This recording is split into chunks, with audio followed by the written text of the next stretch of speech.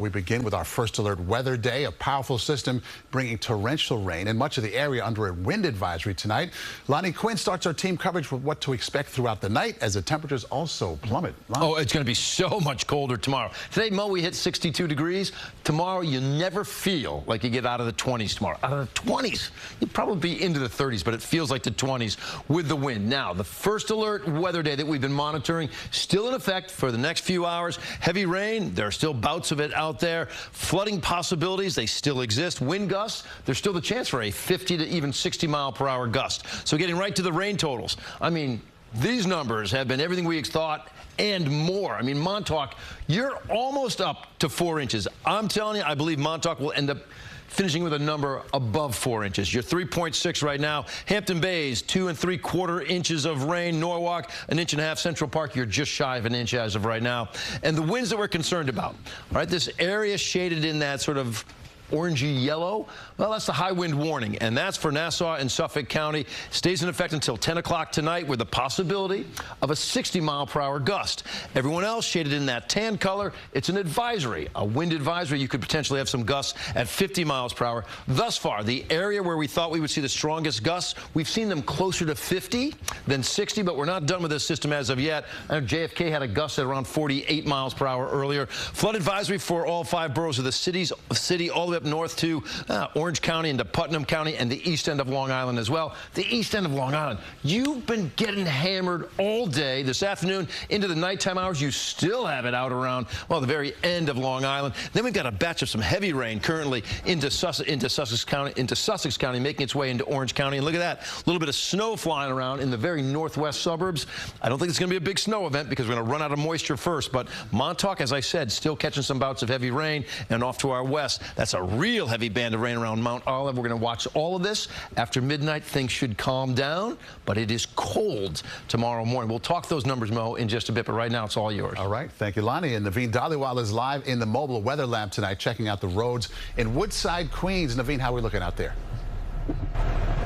Yeah, well, Maurice, we've been on these roads for several hours now, and so far no major problems. We started off in Midtown Manhattan around 4 o'clock this afternoon, made it down to Sunset Park, Queens, or Sunset Park, Brooklyn, excuse me, and now we're in Woodside, Queens. You can see through our camera right now, the roads are wet. Again, no major problems at this time, thankfully, because Woodside, Queens, you may remember, had some significant problems back in September 2021 with Hurricane Ida. Nothing like that at all at this hour. Now, the city's Office of Emergency Management and the Department of Buildings did have concerns for flooding and wind damage throughout the city. So far, against everything is okay. Both agencies have added that they did put a lot of prep work into making sure they did not have any big problems.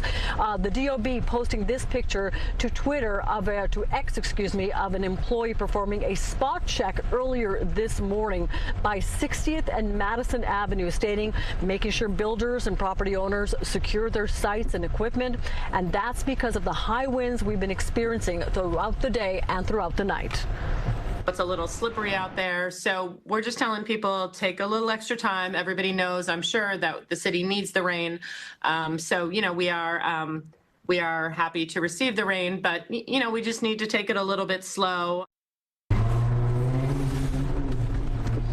And we're just off of a roadway off 495 right now. Again, slight rain. Sometimes it's heavy at times. For the most part, no major flooding here in Woodside, Queens. But again, we're going to be on these roadways throughout the night, and we will keep you posted. Back to you, Maurice. Okay, Naveen Dhaliwal, thank you so much. Our team coverage continues now with Long Island reporter Jennifer McLogan with how people are coping with the weather there.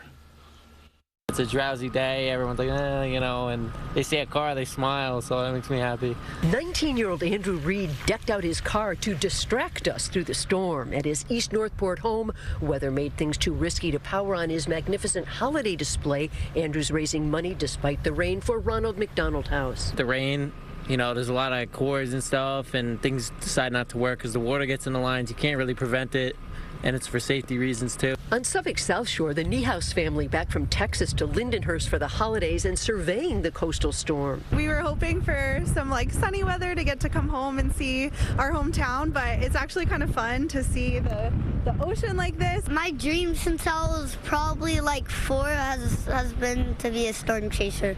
Storm chasers involve road crews too. We followed in Roosevelt and Merrick, making sure sewers were suctioned. Since Sunday, we've had crews out there cleaning these storm drains, because if these storm drains get clogged with these leaves, it's going to cause the flooding. Some districts dismissed early. I heard that it was going to flood today. Charnel from Majuro picked up her little ones and will snuggle in for the night. To make sure that your kids are safe.